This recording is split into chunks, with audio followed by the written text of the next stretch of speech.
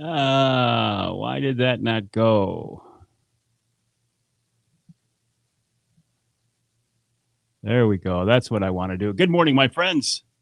Why did that not? Want to go live to there, right? Huh. Bear with me, my friends.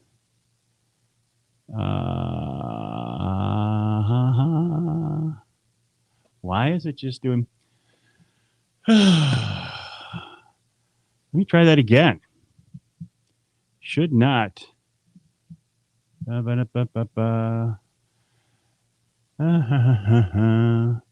If for some reason, good morning, Larry. Good morning, Matt. Good morning, Brad. Hang tight here. I'm trying to. It's not allowing me to do that. For some reason, trying to go live on Instagram this morning. 3 days left. I know it, Ross. One more try. I'll try. Huh. Well, it looks like we won't be going live on Instagram this morning. Good morning, Brian. Good morning, Bernie. Good morning, Tim. How are you? My name is Mike Avery. This is another edition of Behind the Mic here from the Outdoor Magazine radio studio. And I'm extraordinarily disappointed because I got a different mic that I was going to use. Let me see here. I know why. Boom. There we go. Good morning, Ed. Good morning, Jerry. Good morning, Craig. There we go. Now I got the live on Instagram going as well. So this is another like your crossbow post. Don't let anybody give you crap. Ain't that the truth? Ain't that the truth?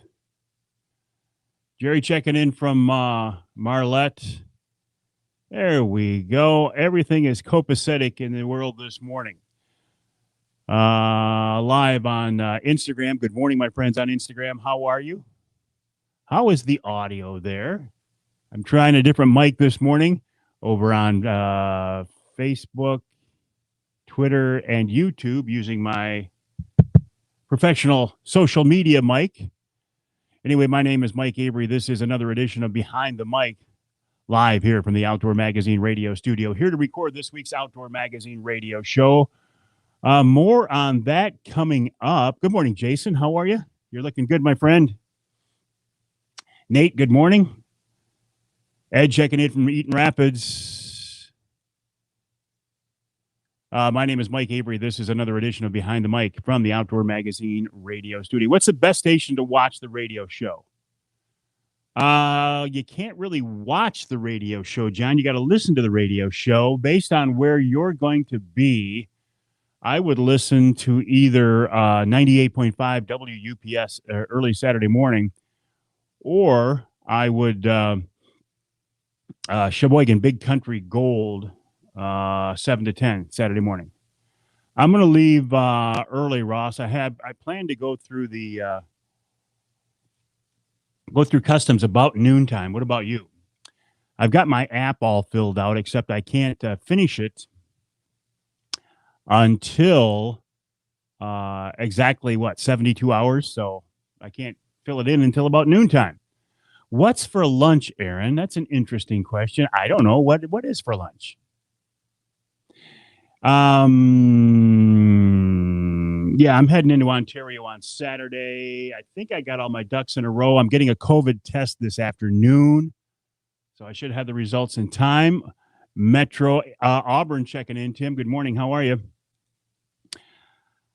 I posted yesterday that I am switching over to the crossbow from my recurve, and it's interesting. 4:30, you'll be ahead of me, Ross. Interesting the reaction I get from people. Can I just say I'm not a huge fan of the Pope and Young Club? I mean, I'm right. That's kind of a bold statement, right? I'm not a fan of the Pope and Young Club. To be honest with you, I think a lot of people in that club are elitists. And I don't think that they are necessarily the best thing for archery or bow hunting today. And that's a very strong statement. I know that. Good morning, Lance. How are you? And I'm sure I'll get some grief from that, and I'm willing to stand up to that. I'm not going to shoot. I'm not going to hunt with my recurve because I don't feel proficient with my recurve this year because I haven't been shooting it enough. Hence, I'll take a crossbow because it helps me make a quick, clean, humane killing shot. And isn't that the goal that all hunters should have? It's legal here in Michigan, and in Ontario, so I'm going to use it. So to think that I would get people giving me grief because I put down a recurve, I would rather have my hunting buddies make a good shot with a crossbow than a poor shot with a recurve. And I will be honest with you. I think, honestly, a certain percentage of people hunting with recurves today are hunting with recurves in traditional archery because of the nostalgia. And I've seen them shoot, and they're not necessarily that good with the bow. Good morning, Lori. I look forward to talking with you here on the show. You got to be confident and proficient with the tool that you're going to use. Chad says, good morning. Shoot what makes you happy. Forget about what others think. It's your hunt, your decision. Hunt your hunt. Some things going on in the outdoors right now that have me very, very concerned. One of them in Oregon, one of them right here in the socialist city of Ann Arbor. In Oregon, and I am unclear on this, whether it's actually on the ballot this fall, in 2022, or it's an initiative to get it on the ballot. But they want to make Oregon a sanctuary state, and they want to make it illegal. Here, if you vote yes, it would criminalize, listen to this, criminalize injuring or killing animals, including farming, ranching, hunting, fishing, trapping, pest control, research, or teaching. And they want that on the ballot in Oregon.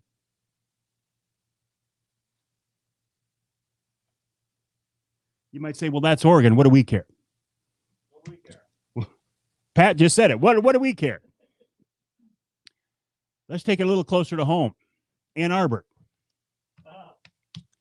When my daughter was at U of M, I spent some time in Ann Arbor. It's a beautiful city, but I don't believe in almost anything that they do. Ann Arbor, the city council there, or should I say the city commission, unanimously voted to become the first city in the Midwest to ban the sale of new fur products. Ann Arbor is also the first city in a fur-producing state to ban fur sales. The ordinance includes a 1-year phase-out and exemptions for used fur for tribal communities and pelts from cows, sheep, and deer. Guess who pushed this? Humane Society of the United States. Well, in this case, the Humane Society of Michigan. Tim says, what's the scoop on deer baiting in Lower Michigan? There is no scoop. Nothing has changed. Deer baiting in Lower Michigan is not allowed this year, and don't look for it to be allowed anytime in the near future. It's not even on anybody's radar. It's not on anybody's agenda. There will be a bait ban for deer hunting in Michigan. Good morning, my friends over on Instagram. How are you? Nice to have you along with us. By the way, my name is Mike Avery, and this is another edition of Behind the Mic.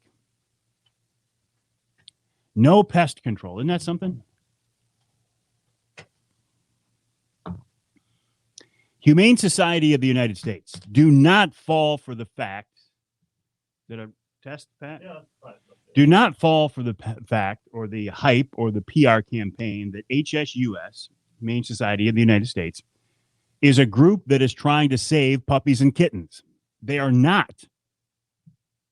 They are a blatant anti-hunting, anti-fishing, anti-farming, anti-fur group.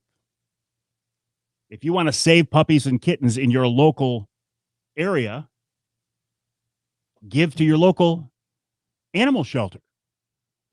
They're the ones that are saving puppies and kittens. Humane Society of the United States is doing no such thing, even though they want you to believe that. They want to stop all hunting, all fishing, all trapping, all farming, all research. Good morning, Johnny. How are you? Jason said HSUS is no different than PETA. I would disagree, Jason. I think HSUS is worse than PETA. I don't get this, okay? Okay, here's how I'm bringing these two topics together. My decision to hunt with a crossbow, and I realize it's not the same scale, but it's the same kind of mindset. If hunting with a crossbow is legal, what the hell does it matter to any other hunter if I use it or not, right? It shouldn't. If it's legal and I decide to use it, then that's my choice, and it should be of no concern to any other hunter. Now, again, it's not exactly the same, but similar mindsets. The anti-hunting groups, HSUS and PETA.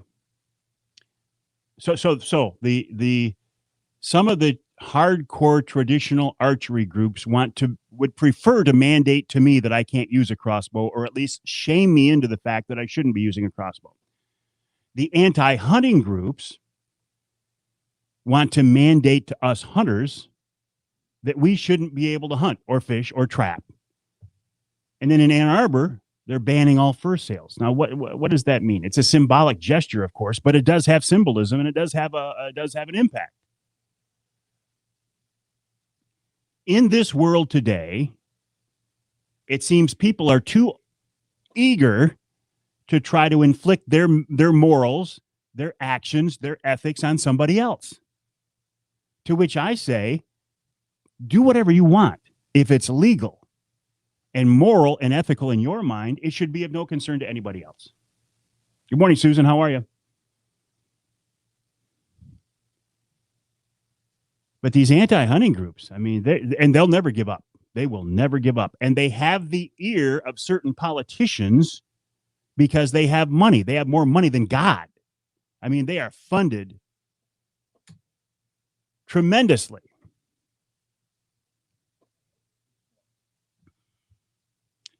And they get to these local politicians like in Ann Arbor, and they become friends with them, and they convince them. And in Ann Arbor, it doesn't take much to put these politicians over the top of being completely crazy.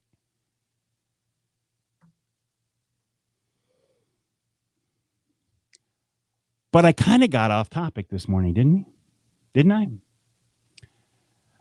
Boy, I want to see Dart live on Be Leaders. But I feel like we're both nervous about their quiet 24. Interesting point over on Instagram about Darton being very quiet so far, and they are very quiet so far. They went through. They've got a new owner, and right now they've got their hands full just trying to get bows out the door. They've got some very nice new bows like that. I didn't get rid of it.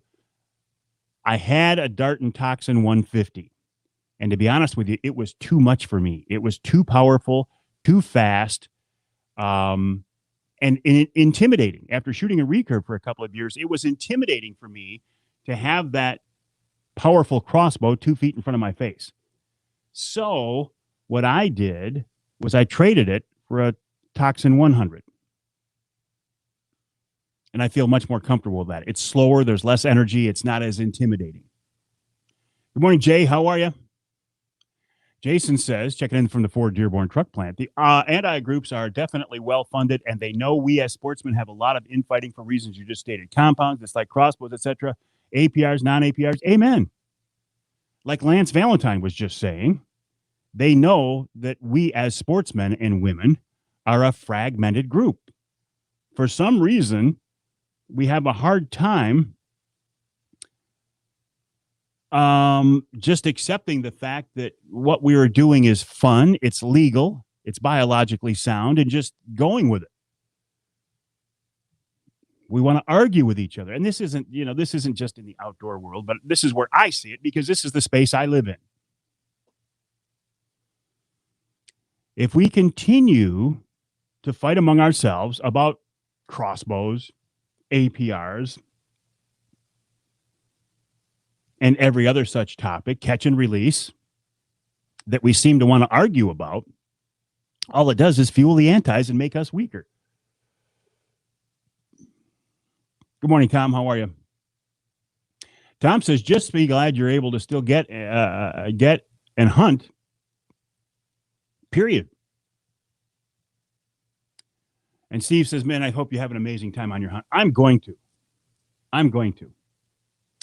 Your Toxin 125.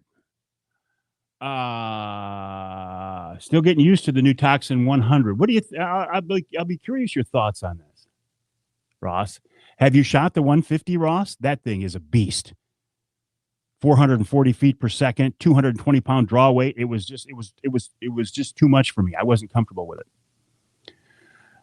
John says that Toxin 100 is perfect for hunting in a tree stand or a blind. Enjoy the outdoors. I will, John, and I am. HSS is far more than what is portrayed in the heart. Ann Arbor just banned the sale of fur sales. We're talking about it. I'm talking about it, Bill. That's exactly the topic that I'm discussing right now. But listen, what I should be talking about is the fact that in about 3 days, I'm heading to White River, Ontario, Canada on a bear hunt, and I could not be more excited. The bears haven't been hunted in a year and a half. There is no berry crop this year. They're coming into town looking for food, and that's always a sign that it's going to be a good hunt. Will I shoot a bear if I get a chance this year? I don't know. All right, Johnny, have a good day. I don't know. If the right bear walks in front of me at the right time and gives me the right shot, I might let an arrow go.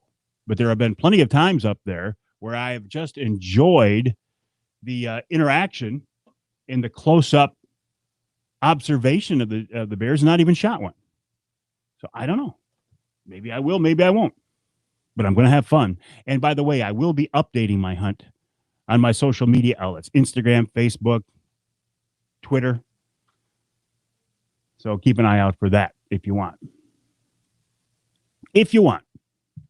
Coming up on this week's Outdoor Magazine radio show, which is why, oh, look, I got my tooth. My real tooth, my permanent fake tooth is in. I don't have to wear that thing anymore. So I can talk now. Coming up on this week's Outdoor Magazine radio show, which is why I'm here in the studio, Lori Card of Wild Card Outdoor Adventures. She is a big proponent for getting women involved in the outdoors. She's doing a wonderful job. She just got back from a catfish noodling trip down south. You've seen these crazies. They reach under the water into holes and crevices, grab catfish and pull them out. And these are like 20, 30-pound fish. She's braver than I am. We'll talk with Lori about that. Then Nick Buja of the Michigan Wildlife Council. I want to get his thoughts on what's going on in the world and in Michigan today as the Michigan Wildlife Council does their best to defend hunting and fishing and trapping. In hour number 2, Randy Booty of Savage Dog Outdoors. Randy's still out there putting down coyotes. He's taken more than 100 coyotes already this season. We'll talk with him about that. Amy Trotter of MUCC weighs in on the wolf situation in Michigan. She's a member of the Michigan Wolf Advisory Committee. She was at that meeting last week where that retired DNR biologist dropped a bombshell saying that he had reported wolves and his superiors ignored him. I want to talk with her about that and more. And then in hour number 3, Lance Valentine of Teachin' Fishin'. You notice, Lance, I didn't say Walleye 101. Lance Valentine of Teachin' Fishin' will join me to talk all things fishing. He's always a great conversation. I'm sure he'll get the coveted third segment because Wild Game Chef Dave Miner is not available. Listen, Dave's going through some problems right now, some physical problems. His back is really, really in rough shape. He may have to have some more surgery. He's in a lot of pain. He's very uncomfortable. If you would think of Dave and say a prayer for Dave, I would appreciate that very much. So that's what's coming up.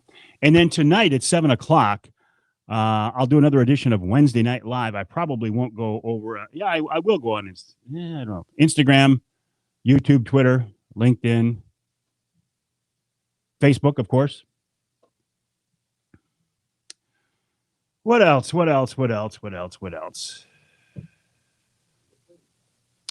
I had another. Tim Henry says, we all need to promote hunting and fishing, crossbows, rifles, baiting, and 20 years of hunting tradition in Michigan is a serious. It is. And that's why, Tim, I'll be honest with you. That's why I am passionate about what I do here in the radio studio.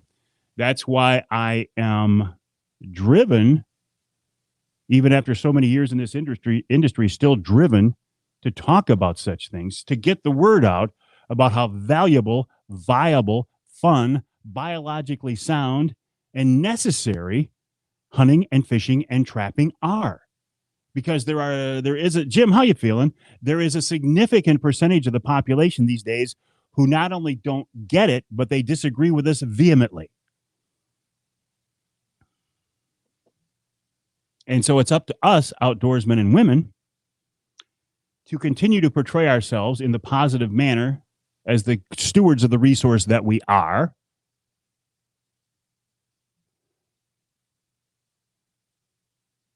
And defend our way of life.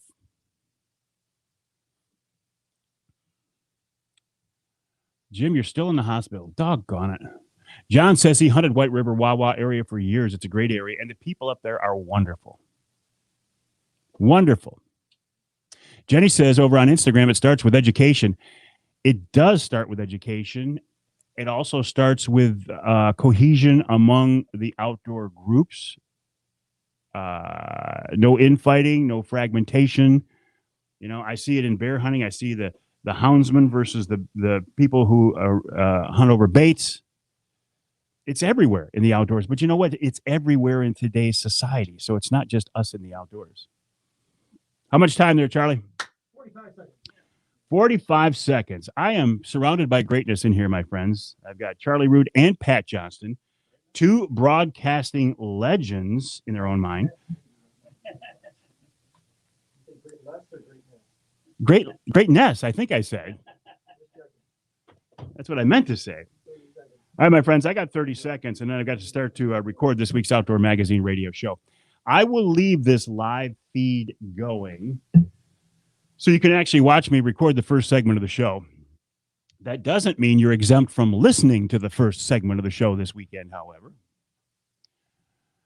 Meet and greets for horseback riders, with horseback riders. Backwards. Have a great day, my friends. I will do the same, you can bet.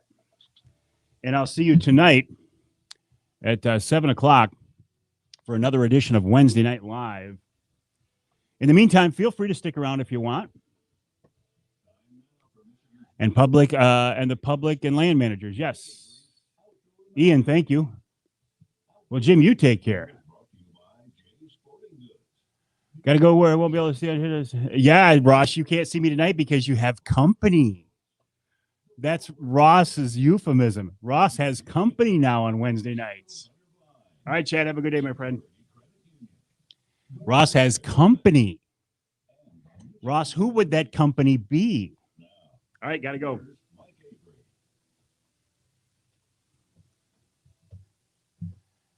Well, thank you, Ken Hunter, for that introduction, and welcome to another edition of the Outdoor Magazine show right here on the Outdoor Magazine Radio Network. My name is Mike Avery with a catch in my throat. Always glad to have you along with us as we kick off this week's 3-hour celebration of the outdoor lifestyle, the history and tradition of hunting and fishing and shooting and trapping and all things fun, first of all, right? All things legal. All things ethical, all things moral, all things biologically sound, biologically necessary. And if you want to go down this road, and I will, ordained by God. This is a way of life that many of you listening to the show appreciate, understand, and embrace. But I hear all the time from people who say, Avery, I'm not a hunter, I'm not an angler, I'm not a trapper, I'm not into guns, but I listen to your show anyway. And that's what I really like to hear. Because those of us who are in this lifestyle, we're pretty firmly ensconced, right? This is what we do. This is who we are. Like in my case, I grew up in a hunting and fishing family. My grandpa hunted and fished. My dad hunted and fished. He taught me how to hunt and fish. My son James hunts and fish. His grandkids hunt and fish. So we're part of this culture, this history. Not everybody in the world today, though. I'm going to get to that in just a minute. As I am in the studio right now, we're doing some fairly drastic time shifting, and you actually have me at a disadvantage. We're recording this show way early to cover me for being in White River, Ontario on a bear hunt. Now, as we're recording the show, obviously, I haven't left. I'm here in the studio in Michigan. As you are hearing this show, I will actually be back from that hunt. So I'm talking to you right now, not knowing how it's going to go. not knowing how the crossing over into the Ontario border is going to go, not knowing how the hunt itself is going to go, knowing if I'm going to see a bear that I want to take. But if you follow me on social media by now, you know how it went. You know if I took a bear or not. I don't know. It's one of those things. I've shot several bears. I have no more room for a bear rug or a bear mount, but we do like bear meat, and I have friends who like bear meat, and they're counting on me to bring back some bear meat. It would have to be a pretty good animal. It would have to be the right animal at the right time in the right position. Meaning, I probably would not shoot a bear the first night because I want to enjoy the hunt. I want to extend my hunt. I want to get the most out of it. So to shoot an animal the first night would be cutting my enjoyment short, unless it was a 400-pound bear and turned sideways and lifted his shoulder and said, "Here, go ahead." Then I probably would do it. And I've actually run into bears that have done that. They didn't actually say, "Okay, here it is, take the shot," but they've done it. So we'll see. I'm really looking forward to it. Really looking forward to it. A little bit disappointed in some of the reaction I've got that I've made several posts now about the fact that I have decided to go over to a crossbow. Just not proficient with the recurve anymore. I love traditional archery. It's basic, pure, instinctive, and very rewarding. But it's tough. It's hard. It takes a lot of time, and you've got to be extremely committed to it. And apparently I'm not committed enough because my level of proficiency isn't where I want it to be. So therefore my confidence level isn't what I want it to be. And I think as hunters, we owe it to the game that we're pursuing to make a quick, clean, humane killing shot. And I don't want to have a tool in my hands that I'm not confident in. So with that in mind, and it's not that I have a physical limitation, I can still draw a compound, I can still draw a recurve, but I'm involved in enough other things these days that I haven't been, and I know I'm not going to put the time into practicing that I need to be proficient and confident with the recurve. So I went to a crossbow, a dart and crossbow. And that is a tool I know can help me be very effective in the woods. But it's kind of disappointing to see some of the comments from people about, well, you're taking the easy way out, crossbows, yada, yada, yada, whatever. We're seeing a lot of fragmentation in the outdoor world, and it honestly breaks my heart. People who like crossbows, people who don't. People who hunt bears with dogs, people who don't like the houndsman. The pro-APR people, antler point restriction people, the anti-antler point restriction people. The catch and release people when fishing, the catch and eat people. And it doesn't do us any good. We have far bigger things as an outdoor community to worry about than the issues I just brought up. For example, and this one is in Oregon.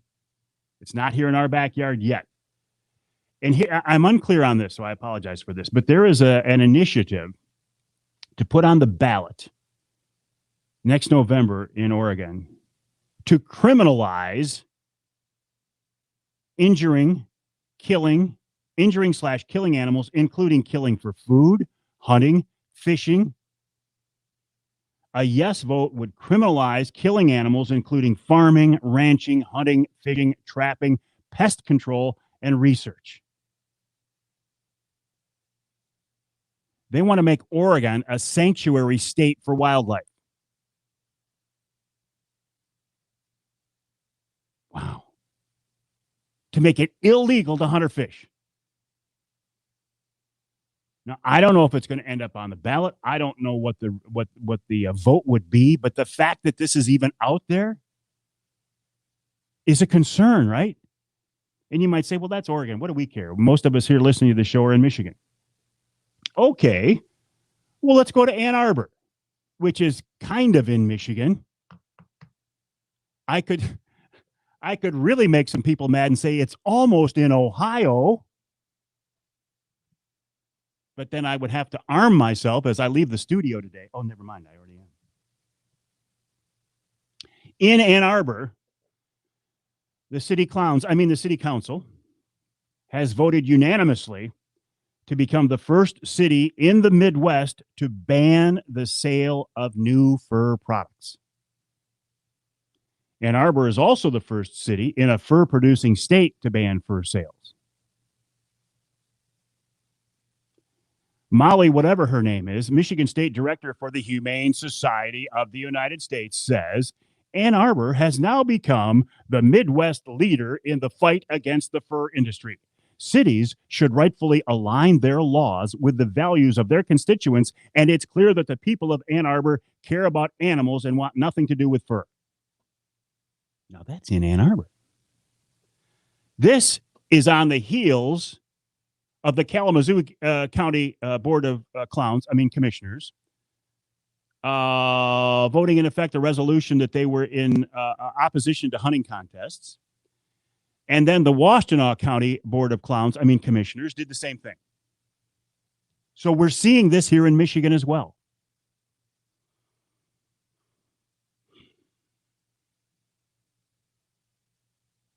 And listen, if you live in the northern part of the state, you're listening to this going, Avery, you are absolutely crazy. Because in your world, in your part of the state, it is kind of crazy to hear that kind of talk, isn't it? Because in the northern part of our state and the Yup, everybody is an outdoor enthusiast. Everybody hunts, fishes, shoots, traps, or knows people who do, or at least is familiar with the lifestyle and accepting of it.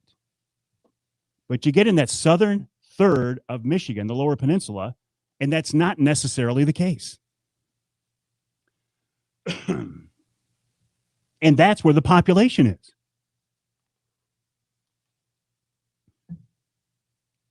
Where the population is where the votes are. Where the votes are where the anti-hunting groups concentrate their efforts and spend their money. They target people who are ignorant to the facts. And I don't mean that in a negative way. If you're ignorant to the facts about hunting or fishing and shooting or trapping, it's just because you haven't been exposed to it. You don't know. You didn't grow up in it like many of us did. But groups like the Humane Society come in there. They throw some money around. They spew some lies, and people who don't know any better buy into it. Watch the Humane Society of the United States. They want you to believe that they are a group out there trying to save puppies and kittens. They are not. If you want to save puppies and kittens, give money to your local animal shelter. They are saving puppies and kittens. Humane Society of the United States, PETA, groups like that, Fun for Animals, they're blatant anti-hunting, anti-fishing, anti-fur, anti-farming groups. Don't fall to their lies. Coming up here on this week's show after the break, Lori Card of Wild Card Outdoor Adventures. She has made it her mission to get people involved, get women involved in the outdoors. Then Nick Buja of the Michigan Wildlife Council about to get his reaction to what's going on in the world with the anti-movement. In hour number 2, Randy Booty is still out there knocking down coyotes. He's taken 100 for the year. Amy Trotter of MUCC weighs in on the wolf issue in the UP. And in hour number 3, Lance Valentine of Teachin' Fishing. Good show coming up. Glad you're with us. All right. So I kind of got off on a couple of tangents today. But that's okay, because that's what I do. Now what I'm going to do is turn off my live feeds, and I'm going to concentrate here on the radio show. So have a great day, my friends. And if you can, please join me tonight, 7 o'clock, for another edition of Wednesday Night Live. Have a good day, my friends.